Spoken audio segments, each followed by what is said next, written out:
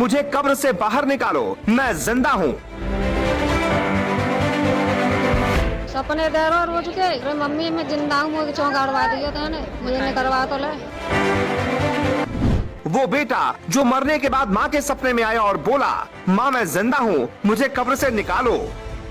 फिर जो हुआ वो देखकर आपके रोंगटे खड़े हो जाएंगे, आपके पूरे शरीर में सिहरन दौड़ जाएगी। क्या कोई शख्स मरने के बाद जिंदा हो सकता है? क्या कोई दूसरी दुनिया में जाने के बाद वापस लौट सकता है?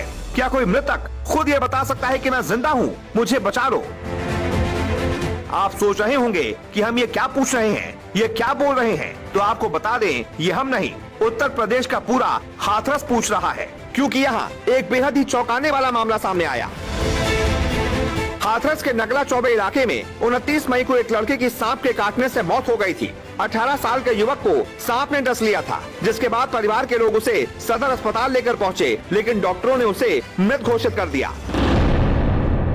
इसके बाद परिवार शव को लेकर कई ओझा और जोगियों के पास भी गया, लेकिन उसकी जिंदगी वापस नहीं लौटी, जिसके बाद परिवार वालों ने लड़के को पोखर में गड्ढा खोदकर दफन कर दिया। 2 दिन तक सब कुछ सामान्य था, लेकिन 2 दिन बाद वो हुआ जिसने पूरे इलाके में दहशत फैला दी। मृतक की मां का दावा है कि घटना के 2 दिन बाद से ही उन्हें सपने में उनका बेटा दिखाई देने लगा था, जो रोज सपने में आकर कहता था, माँ मैं जिंदा हूँ, मुझे कब्र से निकलवा लो। ये सांप ने खा लो भैया। अच्छा जी। फिर हम लैब डोले जा चारों लग। अच्छा। बाई ने पे डॉक्टर ने पैसा बनता। फिर बाई ने मना कर दी। अच्छा। फिर लाके हमने घर रख लो, फिर सावरी कह रहे अब लगा दे जाए। अच्छा, फिर उसके बाद क्या हुआ? अब इनको निकाला क्यों जा रहा है? सपने दे रहा रोज के। क्या कह रहे हैं? अरे मम्मी मैं जिंदा हूँ, मुझे चौंकाड़वा दिया था ने। अच्छा। मुझे नहीं करवा तो ले। ये सपने से क्या आपको ही आते हैं, घर में सबको आते हैं? घर में आता है, मोहल्ला वाले ने आते हैं, झाड़ू वाली आए। अच्छा, हाँ। तो फिर उसके बाद आपने क्या किया?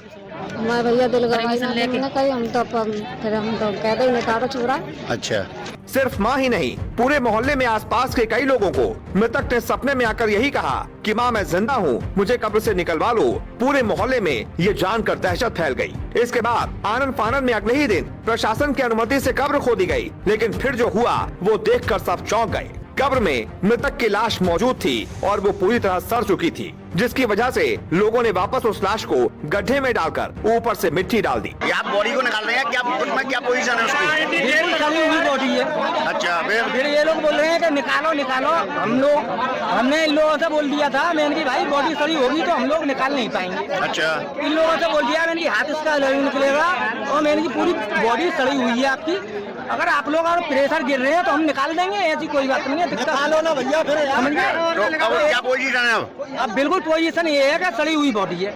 अच्छा। अब बोलो उसको निकालने से क्या होगा?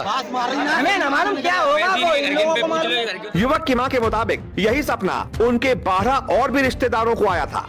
इसी वजह से महिला ने अपने बेटे की कब्र खोदने की जिद की और प्रशासन से अनुमति मिलने के बाद कब्र खोदी भी गई। लेकिन जैसे ही कब्र खुदी, महिला का भ्रम टूट गया। उनका बेटा जिंदा नहीं था, बल्कि उसकी लाश बुरी तरह सड़ चुकी थी और इसी के साथ एक माँ की सारी उम्मीदें चकनाचूर हो गईं। वो सोच रही थी कि शायद उसका बेटा